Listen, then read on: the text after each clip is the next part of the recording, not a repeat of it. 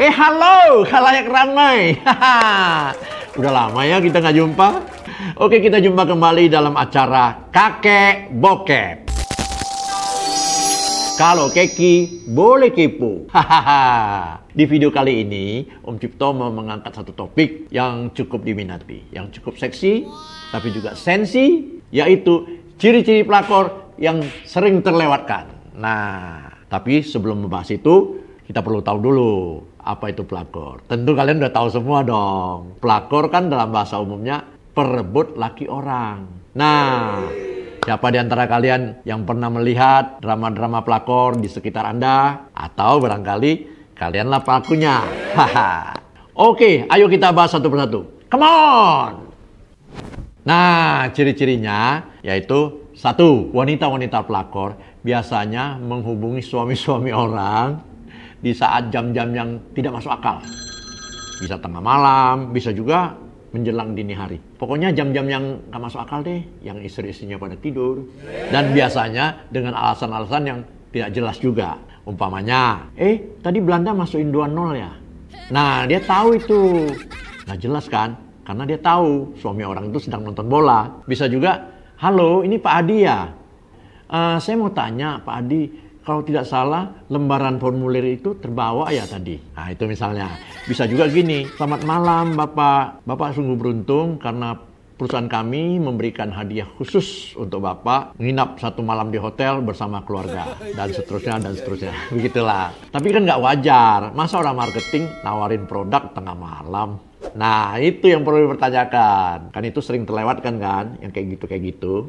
Nah, ciri yang kedua, terlalu akrab dalam waktu yang singkat. Mungkin dia baru saja mengenal, tapi sudah menunjukkan keakraban yang berlebihan. Misalnya, sering ngajak ngobrol atau bercanda, bahkan curhat tentang masalah-masalah pribadi. Ciri yang ketiga, selalu mencari perhatian. Wanita pelakor biasanya suka mencari perhatian dengan pakaian yang agak mencolok.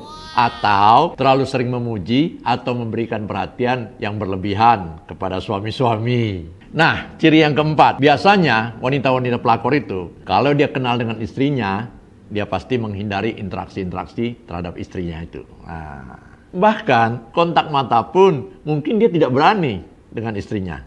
Nah, yang kelima, ini penting nih, catat nih. Biasanya wanita-wanita pelakor itu selalu memanfaatkan kesempatan di saat sang istri tidak ada. Misalnya ada pertemuan di kantor atau ada acara bakti sosial. Nah, di saat itu kesempatan yang dipakai karena istrinya tidak ada. Itulah 5 ciri-ciri yang sering terlewatkan oleh kita. Jika Anda mengalami hal seperti ini, jangan panik. Ada beberapa langkah yang bisa kita lakukan. Pertama, komunikasikan secara baik-baik dengan pasangan Anda. Ada perasaan yang tidak enak, ada yang ngeganjel, ada rasa curiga. Bicarakan saja. Karena biar bagaimanapun, komunikasi adalah jalan yang terbaik untuk menyelesaikan masalah. Nah, yang kedua, bangun kepercayaan dengan pasangan Anda. Beri dia rasa nyaman dan jangan terlalu curiga yang berlebihan. Nah, yang ketiga, kalau sanggup, kalian cari tahu dulu lebih jauh tentang wanita yang kalian anggap pelakor itu. Belum tentu anggapan kalian itu benar. Siapa tahu kalian cuma cemburu, kalian curiga berlebihan. Ya nggak? Jadi guys, dari semua yang kita katakan tadi, belum tentu salah wanita pelakor. Karena biar bagaimanapun, tidak ada asap kalau tidak ada api. Nah, jadi ada 2 peran di sini. Jadi, kemungkinan suami kalian juga membuka celah. Memberikan kesempatan. Sehingga wanita yang kalian anggap pelakor itu mendapat angin segar.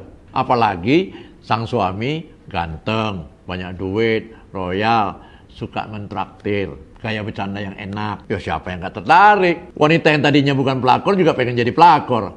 Karena terpancing. Betul gak? Oke, segitu dulu ya yang kita bahas. Kalau kalian punya topik-topik yang bagus, nanti kalian bisa komen. Kita bahas. Oke? Jangan lupa subscribe.